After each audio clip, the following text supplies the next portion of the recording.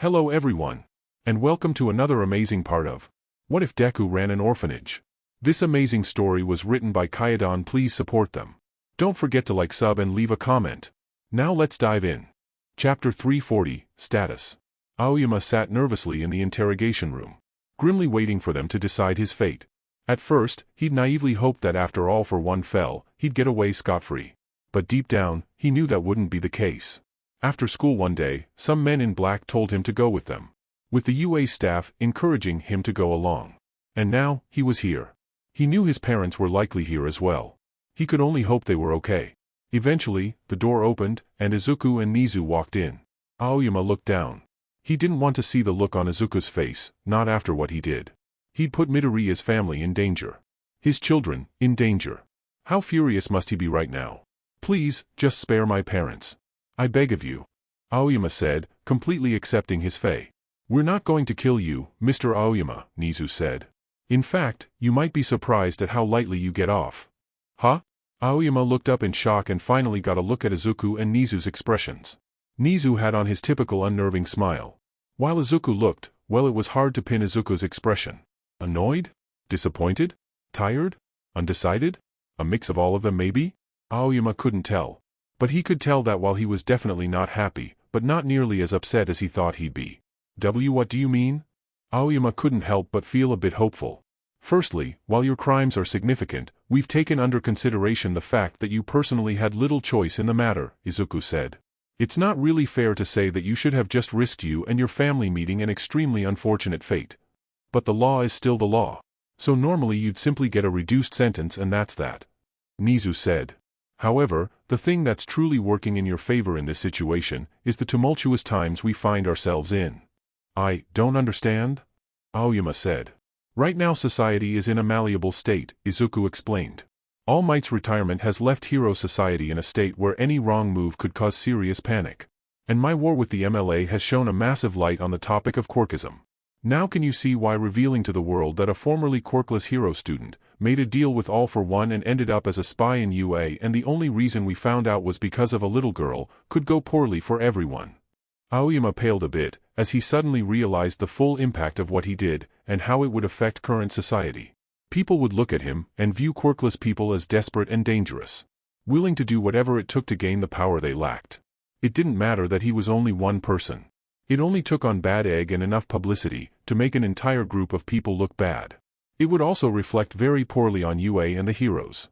How could people trust them when they couldn't root out a teenage spy?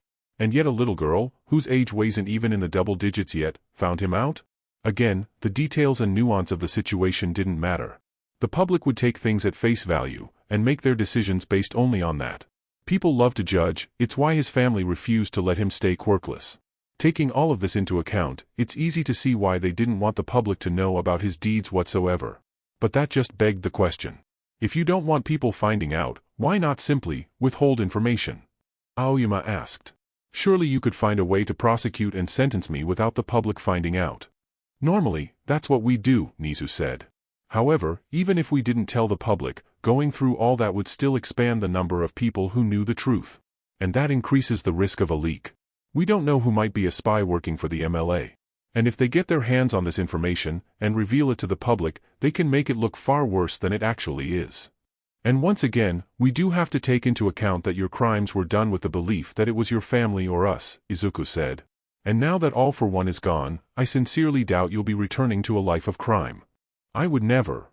Aoyama peeked up, tears pouring from his eyes. I hated working for that man. Every time I gave him information, I felt like I was selling a piece of my own humanity. If he was only holding my life hostage, I would let him kill me long ago. But I couldn't let him kill my parents. You don't need to explain. We know. Izuku said, his expression softening a bit. None of us believe that you're in any way a truly villainous person. Just someone put in a terrible situation. Which is why we've deemed it not worth it to try and press any real charges on you. Aoyama's eyes widened. So, I get to walk free? Just like that? Well, not quite. Nizu said, causing Aoyama's heart to sink a bit. You see, while you can barely be held responsible for what you did, your parents on the other hand are a very different story. Aoyama immediately jumped to his parents' defense. They didn't know that things would turn out like this.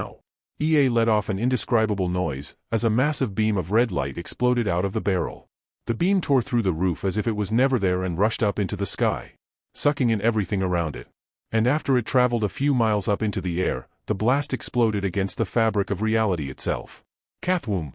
The sky around Angel Island turned red, and the explosion tore a crack into space, revealing an unfathomable void into a space beyond their dimension.